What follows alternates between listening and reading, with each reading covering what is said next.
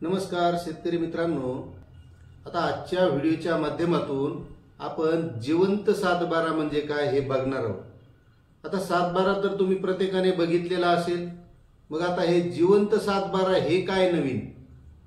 तर मित्रांनो, बुलढाणा जिल्ह्यामध्ये चिखली तालुक्यामध्ये जिवंत सातबारा मोहीम राबवण्यात आली। तिथल्या तहसीलदारांनी ही मोहीम राबवली आणि ती मोहीम इतकी चांगली राहिली की ती मोहीम जिल्हाधिकाऱ्यांच्या लक्षात आली आणि त्यांनी ती आता जिल्हाभर राबवण्याचं ठरवलेलं आहे। आता मुख्यमंत्र्यांनी 100 दिवसांचा कृती कार्यक्रम हा प्रत्येक विभागाला राबवून दिलेला आहे आणि तसाच महसूल विभागाला सुद्धा आहे। आता सातबारा म्हटलं की हा येतो महसूल विभागाच्या अंतर्गत आणि म्हणून जिल्हाधिकाऱ्यांनी सुद्धा 100 दिवसांचा जो काही कार्यक्रम आहे तो जिवंत सातबाऱ्याचा हा बुलढाणा जिल्ह्यात राबवण्याचं ठरवलं। आता तुम्ही म्हणता की जिवंत सातबारा म्हणजे काय? तर मित्रांनो, तुम्ही सातबारा बघितलेला आहे, प्रत्येक शेतकऱ्याला सातबारा माहित असतो। मग जिवंत सातबारा काय? तर शेतकरी मित्रांनो, बरेच मयत खातेदार असतात आणि मयत खातेदारांचं त्या सातबारावरून नाव जर कमी करायचं असेल तर त्यासाठी भलती किचकट प्रक्रिया असते। यासाठी त्या खातेदाराचे जे काही वारस असतात त्या सर्व वारसदारांना तिथे उपलब्ध राहावं लागतं।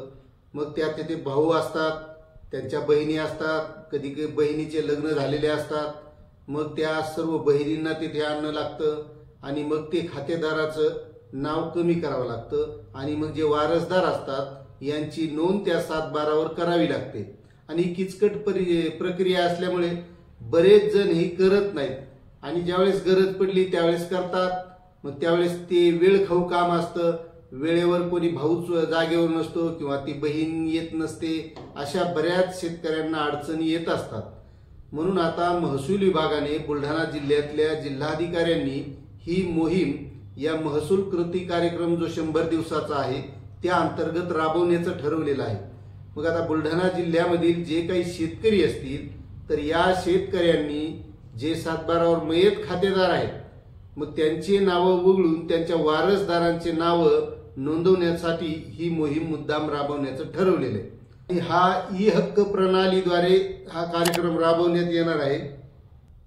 तर असे जे काही वारस असतील या वारसांना यामध्ये खूप मोठी संधी आहे आणि असे जे काही वारसदार असतील तर त्यांनी या मोहिमेचा फायदा घ्यायला पाहिजे आणि या मोहिमेमध्ये जे काही आपले वारस नोंद करायची असेल अशी वारस नोंद करून घेतली पाहिजे।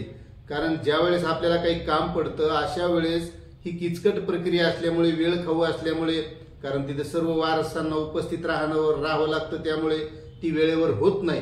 त्यामुळे या मोहिमेअंतर्गत प्रत्येकानं करून घेतली पाहिजे।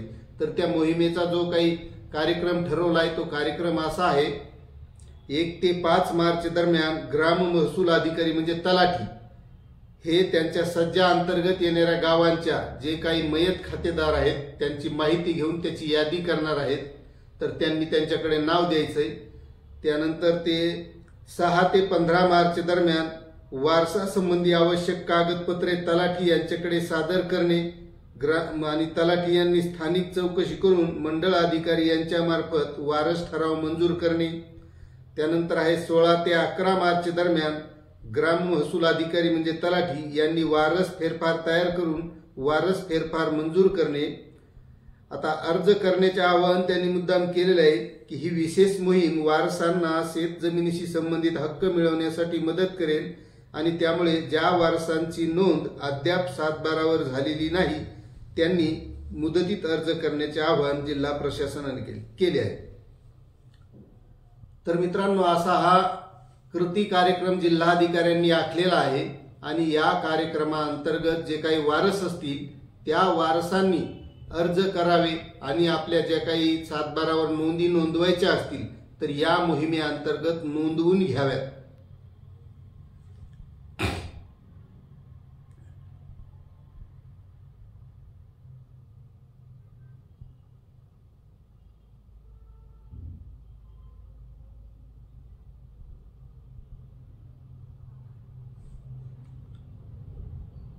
तर अशी ही जिवंत सातबारा करण्याची मोहीम बुलढाणा जिल्ह्यामध्ये राबवण्यात येत आहे।